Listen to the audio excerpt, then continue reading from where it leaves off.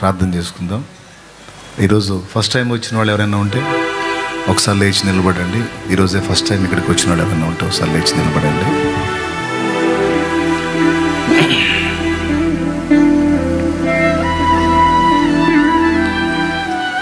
మీ మధ్యలోకి పరిచారకులు పుస్తకాన్ని తెచ్చిస్తారు. తప్పకుండా పుస్తకాన్ని ఇంటికి తీసుకెళ్ళి కనీసం 2 సార్లు చదవండి. చదువు రాకపోతే మీ ఇంట్లో ఉన్న పిల్లలకి ఇచ్చి చదివించుకోండి.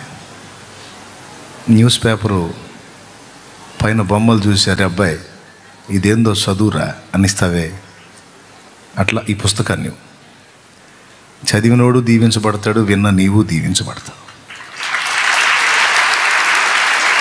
ఎందుకంటే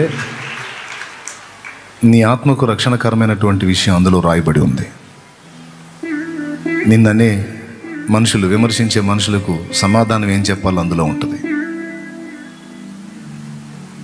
నేను ఎందుకు యేసుప్రభుని నమ్ముకున్నానో ఆ లాజిక్, ఆ కారణం, ఆ తర్కం అందులో ఉంటుంది. తప్పకుండా చదవండి. చదివిన తర్వాత మీకు అందులో ఉన్న మ్యాటర్ అంతా మైండ్కి ఎక్కిన తర్వాత యేసుప్రభు అంటే తెలియని మరొకరికి ఆ పుస్తకాన్ని ఇవ్వండి. ఎందుకు ఈ మాట చెప్తున్నానంటే, ఎవరికైతే ఆ పుస్తకం మీరు ఇస్తారో, మీరు చదివి లేకపోతే ఈ బుక్ నా దగ్గర పెట్టుకుంటాను, మ్యాటర్ బాగుందంటే నెక్స్ట్ వీక్ మరికొన్ని బుక్స్ తీసుకెళ్ళి పంచు. ఒక పుస్తకం ఒక వ్యక్తికి ఇస్తే ఆ వ్యక్తి ఒక్కసారి నా పుస్తకం చదివితే ఆ వ్యక్తికి సంపూర్ణంగా నువ్వు ప్రభువుని గురించి చెప్పినట్టే. మొత్తం ఒక 35 పేజీల లోపు ఉంటుంది. చాలా సింపుల్గా అయిపోయింది. రెండవది, మీరు ఏ సమస్యలో వచ్చారో నాకైతే తెలియదు, ఎలాంటి ఇబ్బందులు ఇక్కడికి వచ్చారో తెలియదు. కానీ ఒకటి మాత్రం నిజం, రావాల్సిన చోటుకు వచ్చారు. జీవం గల దేవుని సన్నిధికి వచ్చారు.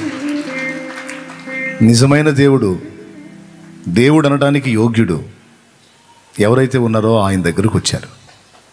తప్పకుండా ఇక మీ జీవితంలో దేవుడిచ్చే ఆనందం అంటే ఏంటో, సమాధానం అంటే ఏంటో ఖచ్చితంగా రుచి చూస్తారు.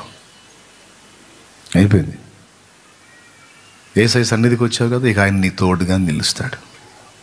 ఎందుకంటే ఇందాక పాడాంగా, ఇన్నాళ్ళ కడగళ్ళు తొలగించగా,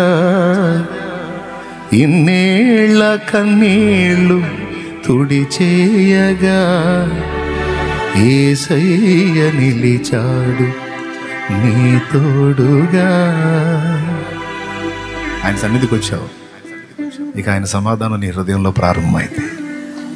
తప్పకుండా దీవించబడతావు, రక్షింపబడతావు, నెమ్మది గల దినాలు అనుభవిస్తావు రాబోతున్న రోజుల్లో.